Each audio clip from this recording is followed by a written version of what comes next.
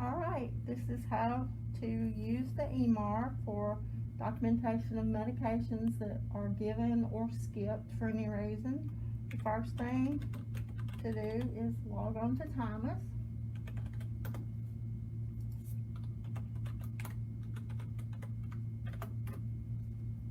And click on Database, Miscellaneous, and EMAR Data Entry and Report.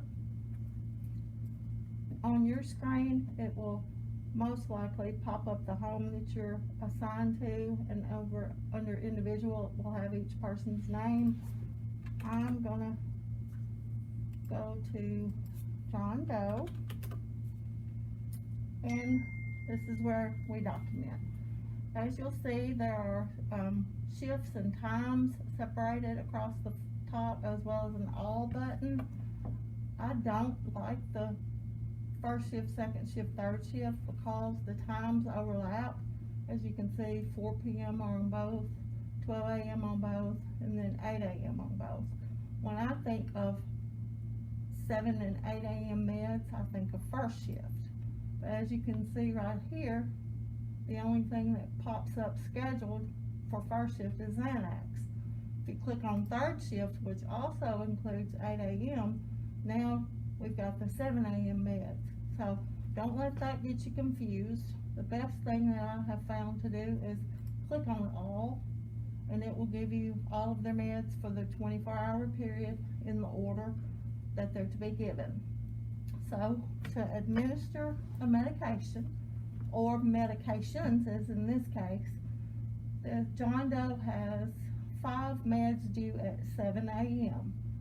So after you administer them, we document the administrations of meds immediately after we administer them.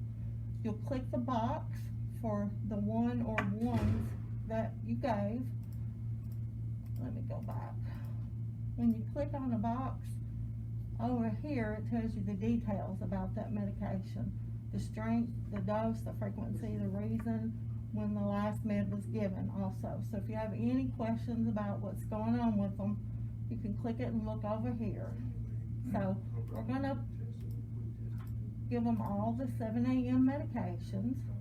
So you'll click the box in front of it and then just come over here and click administer. The box will pop up, tells you you're administering the following meds to John Doe at 7 a.m. on 7/27/20. If that is correct, and you click administer, all the meds from over here will move over here with your first initial and last name showing that you administered them. You can do all of scheduled meds at the same time. If it's just one med, as it is at 2 p.m., same thing. You just check the box and click administer, and the same box telling you what you gave at what time and date. Okay, so that's how you administer a scheduled medication. Now I'm going to tell you how we administer PRN medications. On the EMAR, meds are separated out by color. As you can see, routine meds are in green, treatment meds blue, PRN meds gray. On some monitors it looks pink. PRN meds, you can't click. If you were to give 2 things at once, let's say we gave acetaminophen for a headache along with Mylanta for indigestion, and we gave them both at the same time, you can't check both boxes like we did up here. You have to do each one individually. So we're going to administer acetaminophen, Tylenol, and it is ordered every 6 hours as needed for pain. So we click the box, and when we click administer for this one, we have a little bit of a difference from what we've been doing. This one says you're administering the following medications to John Doe at 12 a.m. on 7/27. For PRNs, it will always default to 12 a.m. because you have to change it to the exact time that you're actually giving it. So it is currently 1:47 p.m. So I change it there. And PRNs, it won't accept it unless you put a reason in the box.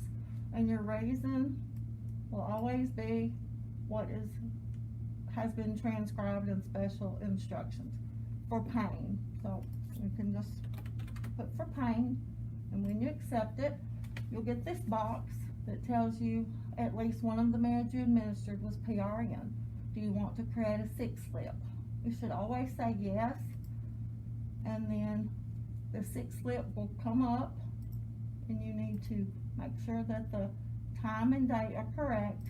And it asks for a lot of information, and that's great if you take the time to fill that out. In actuality, what I need the most is these 3 boxes. The symptoms, pain. The intervention, I'm going to put Tylenol. And then 30 minutes later, when I check on the person, Mr. John Doe, it should hopefully be no pain.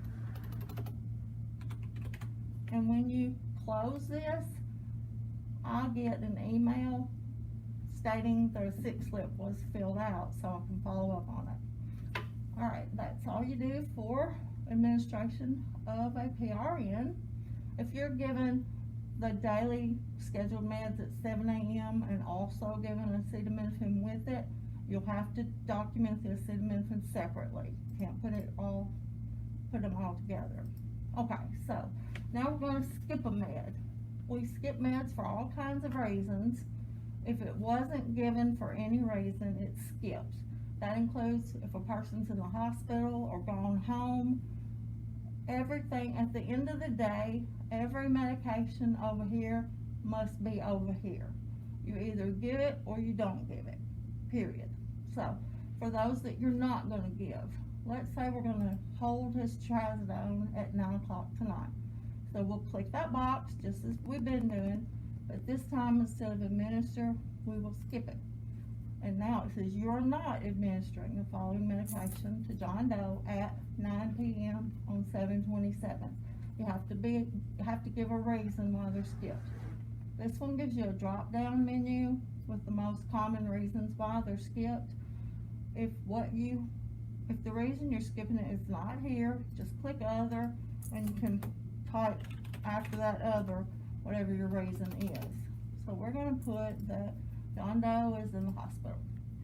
And when we click OK, oh, it won't let me do future. Hold on. Let me go back. We'll skip his lithium at 7, and we'll choose hospital. And when we click OK, it will move from this side to here. And as you can see right here, trazodone at 7 a.m. next to my name has a red S, and that red S just indicates that it was skipped. All right. We talked about PRNs administering the hold button.